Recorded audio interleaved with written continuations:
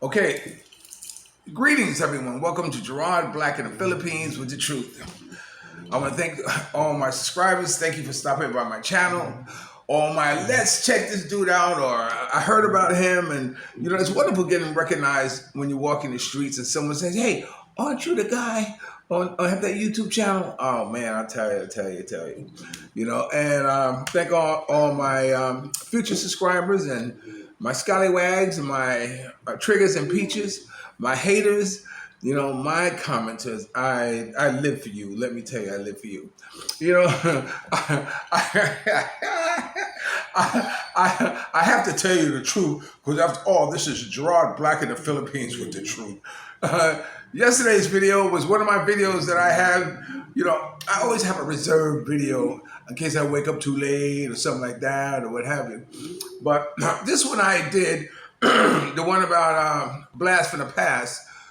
I did because the night before, me and I were supposed to go out. We were supposed to go out and say goodbye to Stash because Stash, the most famous musician you never heard of, was leaving the Philippines, and this was his last gig. And we had hired a driver and et cetera because I don't drive at night. So when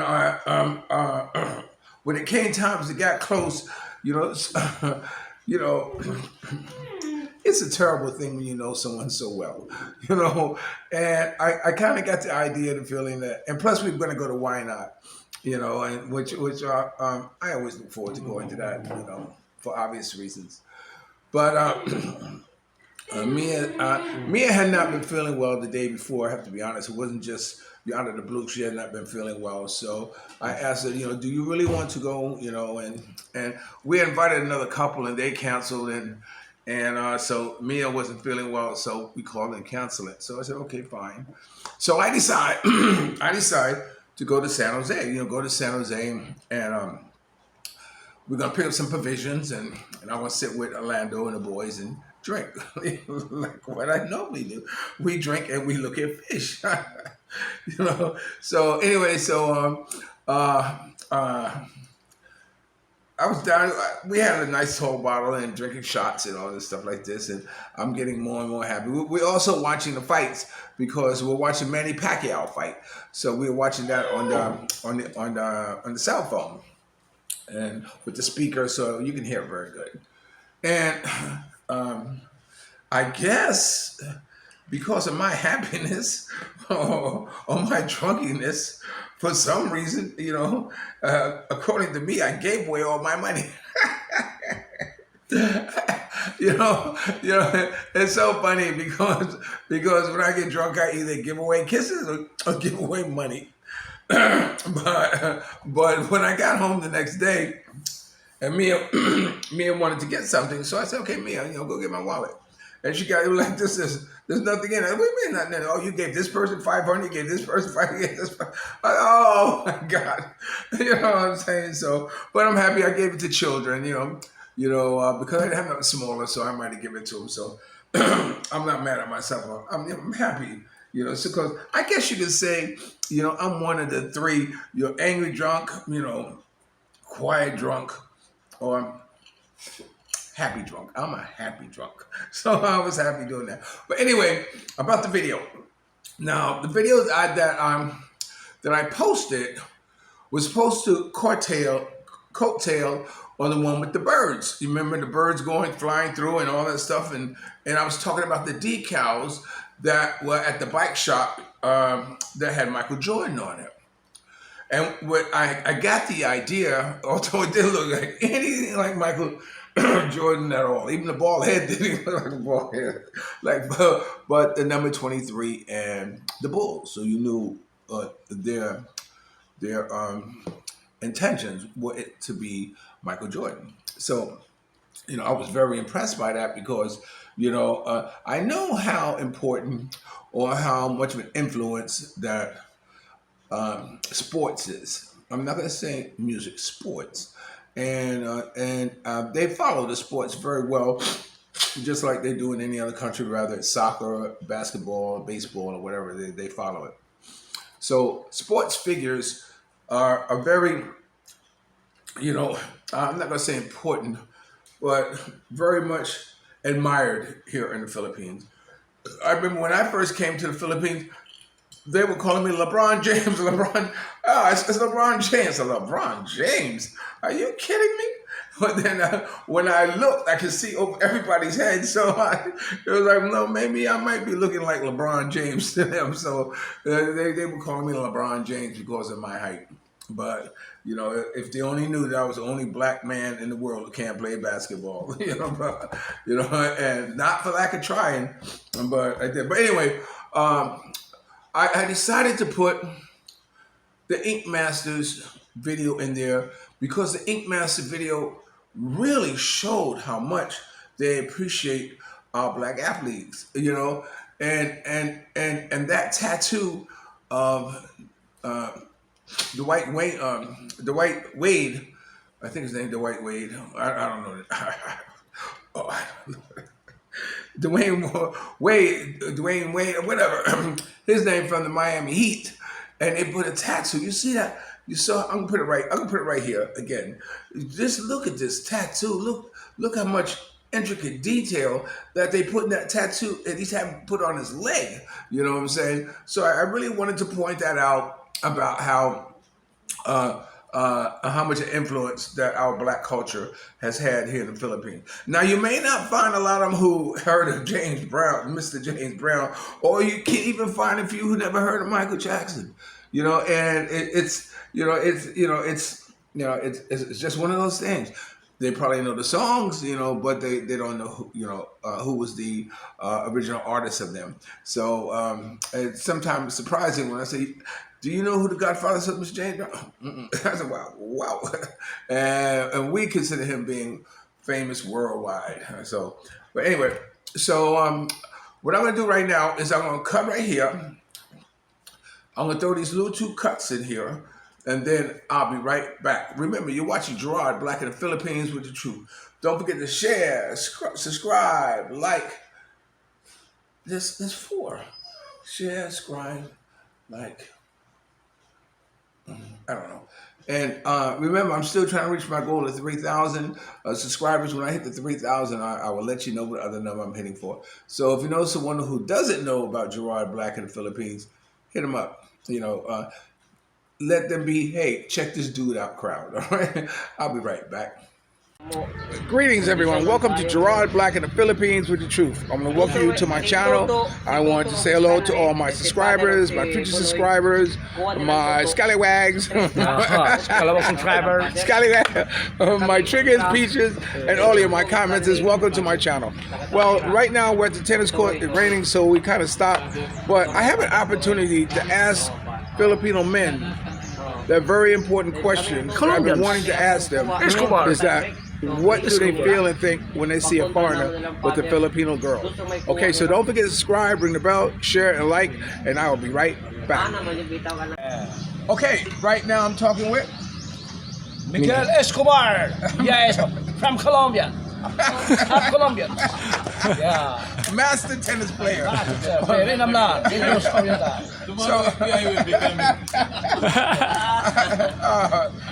gotta watch what he says sometimes. But anyway, this is serious. I want to ask you a question. Often the time you see a lot of foreigners with Filipino girls, old foreigners with young Filipino girls. What do you think about that? I mean, what are your feelings when you see it? Now, I'll give you an example. I know in my country, whenever you see a white guy with a black girl, it's like, damn, no, like this. Or you see a white girl with a black man. You always have. It stirs up certain feelings if you're not accustomed to seeing that or what have you. So I want to ask you, how do you feel about that when you see foreigners with Filipino girls? There's only one word to use. What? Security. Security? Yeah, security. And the next is love. Love? Yeah. But mostly, when it comes to some rating from 1 to 100, the security is 70. Oh, okay. Love is 70. Okay. Is 30. Well, I often thought that, that is part of the culture. Yeah. Like if a big family has Filipino girls, and they're not going up in school, your job is to find a foreigner to help take care of the family. Is that a true statement to make? Yeah, it was happening for many foreigners already married some of the Filipinas, you must have to help your wife, the relatives of your wife, because when you get older, those wives and relatives will take care of you. Oh, okay. That's what we call a long-term investment. Okay. For somebody who will take care of you when you get older. Okay. Because that is our culture. Have you heard? Our culture. Have you heard of the 4 M's? 4 M's? Yeah. The four M. No. I don't know the word. It's on my phone. Yeah. It's a word that Filipinas look for older men to marry, so when they die, they inherit, whatever money. No, that will always happen. Yeah, I agree. All over the world. All over the world. I agree.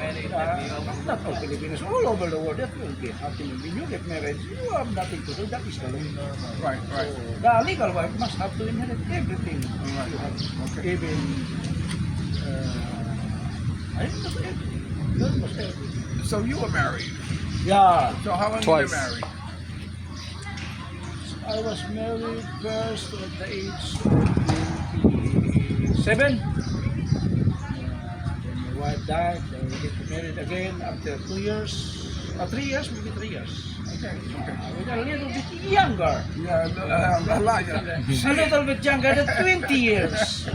His wife is beautiful and can play tennis like a pro. Very handsome. My man. Handsome. Good face also. Okay, so Don, what type of work did you do when you were working? Yeah, I'm a policeman for 30 years. Oh, 30 years? Yes, I retired compulsory retirement. 30 years. Public service. Very retired. Government service. Okay. Okay. Very nice life. So, how do you feel about the crime here in Avalon? I mean, do you think crime in the Philippines? It's a very minimal here in Avalon. It's a very small municipality. It's a third-class municipality. It's a very small land area. You can easily monitor the criminality. Will happen. It's okay. Okay. So, is there anything else you want to say to my foreign friends? Why? Tell them why they should come to the Philippines. To the foreigners from the other countries, what they can only take us is if you want to relax in your life after a very, very tiring life although when you're working, you come here to the Philippines and live like a king. And find Live yourself like a king. and find what? And find a beautiful woman. Because we are very good in taking care of our husband, the Filipino woman, are very nice to take care of their handsome husband. Like Onik, what he had done. That's He's a right, very that's nice right, man. that's right, that's right. He already experienced how the Filipina is taking care of him. I'm living the dream, living my best life. Yeah, his dream will come true. His So, dream will come. thank you very much. Okay, thank you for your time here. Thank you for coming in the Philippines. Yeah. I'm gonna be moving, so I don't know how many times I'll be able to come up here and play. But I want to tell you, I want to say thank you for having patience with me. For helping me with my tennis, and your family has welcomed me, and I want to say thank you for all that. And I always love you, brother. Yes. I always love you. Okay. I want to thank Francis on the camera who's going to take us out tonight to dance and party at Wang Okay. It's a very good life. Okay, and That is the life of a foreigner in the Philippines. And It's okay. I'll be right back. Can I take Pictures. Yeah. No, it's raining right now, so we're trying to dry out the court. Yeah. Just a little rain. And if you look way up there in that crow's nest, that's Sedon's wife up there. She's up there. But she's too shy to be on camera, so it's okay. Signing off. Yes, thanks, Francis. Okay, I'm all caught up right now. I hope you enjoyed those videos. I wanted to ask, that question about what do Filipino men feel about foreigners going with Filipino girls. I still, I know what I'm looking for. I'm looking for a Filipino who's angry about it. I want to hear a heartbreaking story. Yeah, I had a girlfriend and she met this foreigner. He took her away. I want to hear one of those stories. Oh, I love her so much, but you know, I just couldn't afford to, for us to get married and anything like that. I'm looking for one of those type of stories. But be that as it may, maybe I get it one day. So other than that, I'm looking forward to move. We're going to be moving here in a few days. We're kind of packing up, and we haven't started yet. But I know my mindset is thinking about packing up. I don't like waiting for the last minute, but I'm going to sit back and just let Mia do it. I guess that's the best way to go about it. But anyway, the house is, you're really going to like this house. I'm not going to tell you what feature is in it. I'm going to show you. But anyway, so let me see, what else can I tell you? Let me see. We're still trying to get rid of puppies. I'm looking for good homes for them right about now. We have one puppy here that's, you might consider her the runt. And there's a girl at the store, a Jelly Girl store, and her dog died. I remember when her dog died, and she was saying her dog died and all this stuff, and she wanted a puppy, and so she can't afford it. I know she can't afford it, but she's not gonna, you know. If I have a chance not to pay for something, what do you think I'm going to do? Not pay for it. But anyway, but it doesn't matter because I know the dog will have a good home. So I have to talk to Mia because I have to buy the dog from Mia. Doesn't that sound crazy? I have to buy my own dog from Mia in order to give it to somebody. So it's her business. It's how we agreed to do things. If I want to give away a dog, okay, you give away a dog, Gerard, but you pay for it. I gave a dog away to Catherine. Catherine the pup cost me 4,000 pesos.